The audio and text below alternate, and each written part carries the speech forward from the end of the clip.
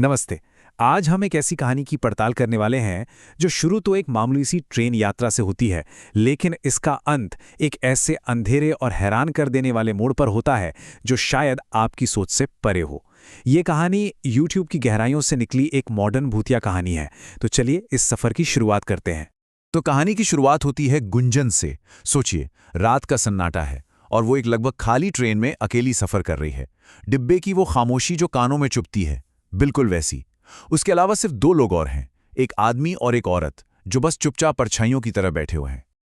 और यहीं से शुरू होता है हमारी कहानी का पहला पड़ाव, परिग्रहित ट्रेन, जहां रात के सन्नाटे में एक अजीब सी चेतावनी गूंजती है और माहौल में एक अनकहा डर घोल देती है।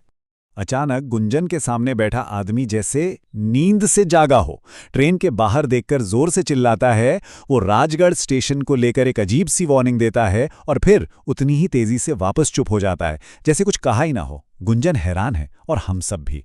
आखिर ये आदमी है कौन और इस चेतावनी का मतलब क्या है? और तभी उस खाली डिब्बे में एक जानी पहचानी आवाज सुनाई देती है, भेलपुरी ले लो।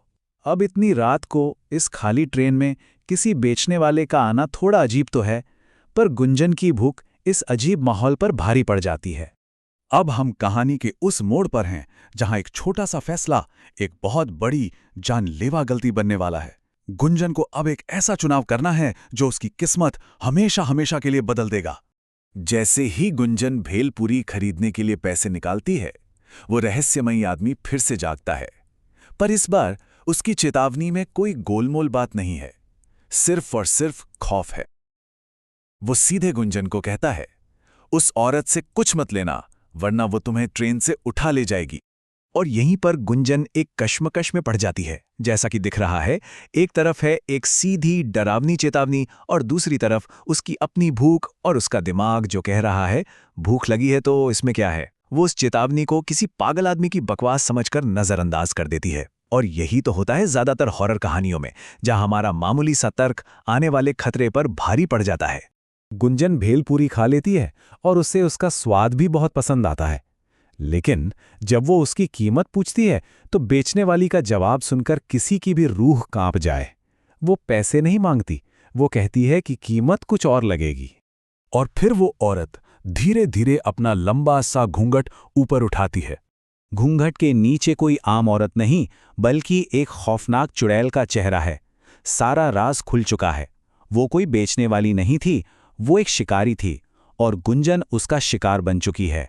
और वो चुड़ैल उसे खींचकर अंधेरे में ले जाती है।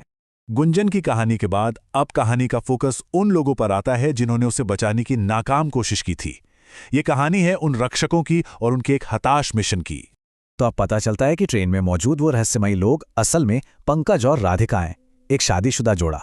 उन्होंने अपनी जिंदगी एक मिशन को दे दी है, हर रात इस भुताहा ट्रेन में सफर करना और लोगों को उस भेलपुरी वाली चुड़ैल से बचाना। उनका तरीका बहुत सीधा है, चिल्लाकर चेतावनी देना, जो कि ज्यादातर बार लोग सुनते ही नहीं। किसी पक्के समाधान की उम्मीद में वे स्टेशन मास्टर के पास जाते हैं और ट्रेन बंद करवाने की मिन्नतें करते हैं, लेकिन उनकी सारी दलीलों को अंधविश्वासी अफवाह कहकर खारिज कर दिया जाता है।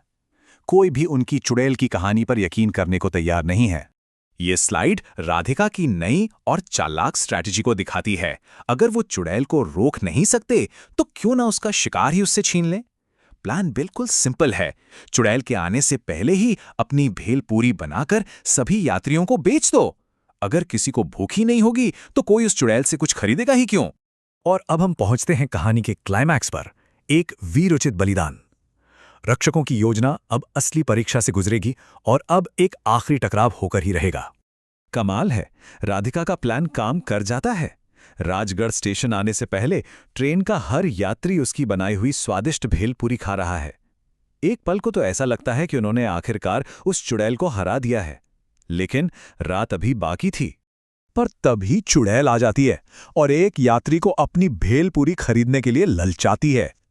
पंकज अपनी पूरी ताकत से चिल्लाकर चेतावनी देता है, पर राधिका समझ जाती है कि अब सिर्फ बातों से काम नहीं चलेगा, उसे खुद कुछ करना होगा। और यहां हम देखते हैं राधिका की असली हिम्मत। उस अनजान यात्री को बचाने के लिए वो चुड़ैल के हाथ से वो श्रापित भेलपूरी छीनती है और ये जानते हुए भी कि इसका अंजाम क्या होगा, उसे खुद खा लेती है। ये एक सच्चा बलिदान है। अब हम कहानी के आखिरी चैप्टर में हैं। इसकी शुरुआत होती है पंकज के गम से, लेकिन ये हमें कहानी के सबसे चौंकाने वाले और ट्रांसफॉर्मेटिव मोड़ की तरफ ले जाती है। अपनी पत्नी को खोने का दुख पंकज के दिल पर पहाड़ जैसा है, लेकिन उसका इरादा नहीं टूटा है।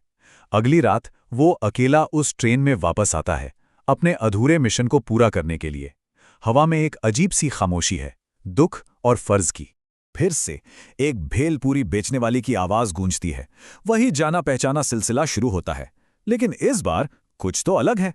पंकज और हम सब ये जानने को बेचैन है कि इस घूंघट के पीछे आखिर है कौन। जब घूंघट में छिपी नई बेचने वाली पंकज को भेलपूरी देती है तो वो एक चम्मच खाते ही रुक जाता है। स्वाद, ये तो वही स्वाद है। वो हैरान होकर उसे पहचान जाता है।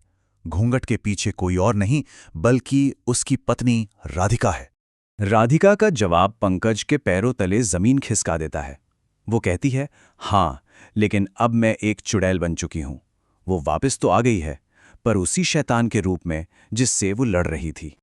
और फिर आता है कहानी का सबसे शक्तिशाली, सबसे जबरदस्त मोड़। राधिका बताती है कि चुड़ैल बनने के बाद उसने उस दुष्ट चुड़ैल को हमेशा के लिए खत्म कर दिया और उसकी जगह ले ली। मतलब उसका बलिदान मौत नहीं बल्कि एक परिवर्तन था। उसने एक श्राप को कवच बना लिया। अब वो उस ट्रेन में किसी को नुकसान पहुंचाने के लिए नहीं बल्कि हर रात हर यात्री की रक्षा करने के लिए मौजूद है। ये कहानी हमें इस गहरे सवाल के साथ छोड़ जाती है कि क्या कभी-कभी एक बुराई को हराने के लिए खुद बुराई का रूप लेना पड़ता है ताकि आप एक बेहतर रक्षक बन सकें।